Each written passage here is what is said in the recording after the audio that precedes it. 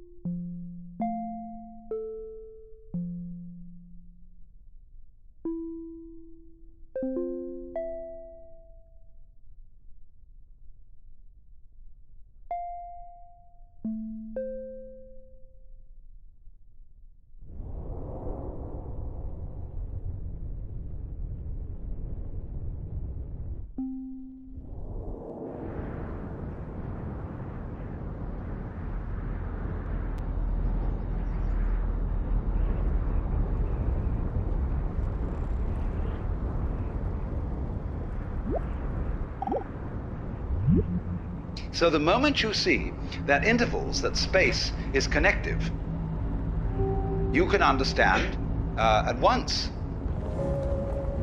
how you are not just to be exclusively defined as a flash of consciousness that occurs between two eternal darknesses.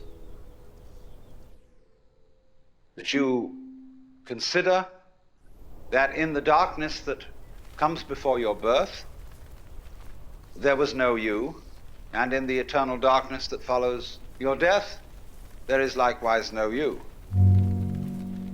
And I'm going to discuss these matters not by appealing to any special spooky knowledge, as if I had been traveling on the higher planes and knew all my previous incarnations and therefore could tell you authoritatively that you are much more than this individuality.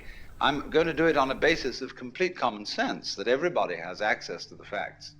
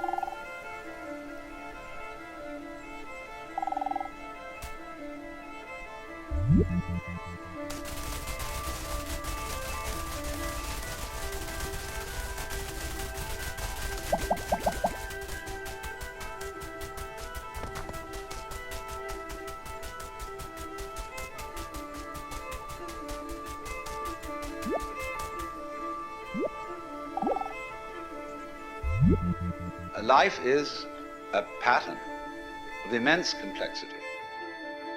And what you call yourself as a living organism, say, I am my whole body at the very least. Now, what is that body?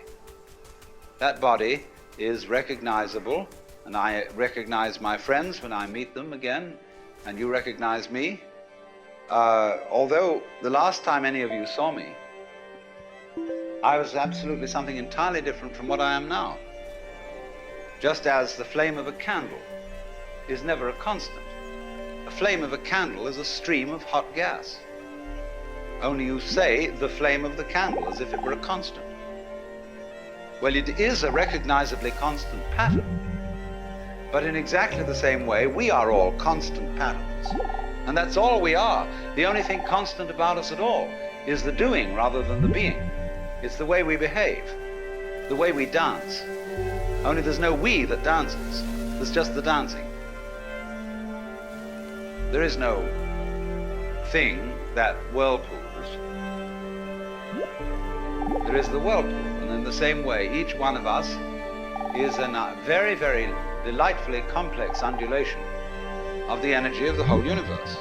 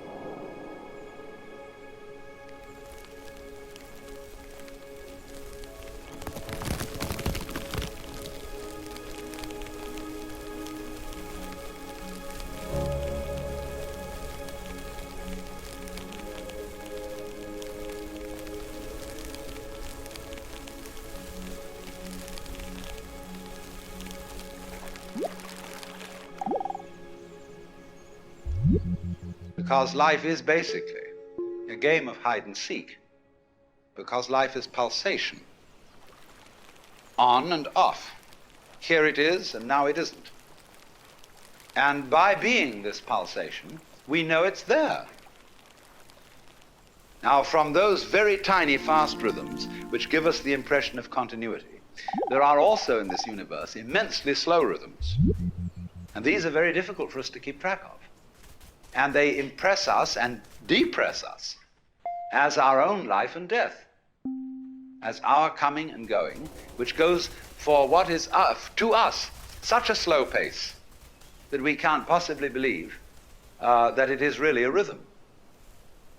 We think of it as our birth, as something quite unique that could never occur again, because we're so close to it, you see, and it's moving so slowly.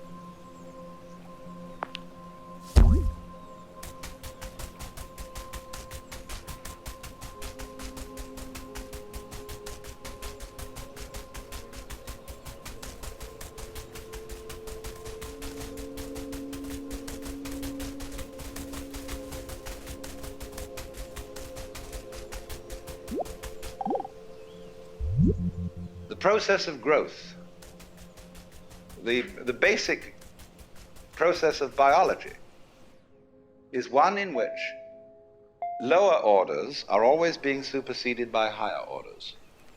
But the lower order can never figure out, or only very rarely figure out, what the higher order is that's taking over. And may see it as a terrible threat, as total disaster, as the very end. But can never be aware that the principle of growth always has and always will continue. Because that's what's going on. But you never know what the next step is going to be. Because if you did know, you wouldn't take it. Because it would already be past. Do you understand this? That any certainly known future is an event of which we can say, you've had it. And in that sense, it's past. When we play a game, the outcome of the game becomes certain. We at that point cancel the game and begin a new one. Because the whole zest of the thing, and which takes me back to the idea that this whole thing is a hide-and-seek game, is that you don't know what the next order coming up is.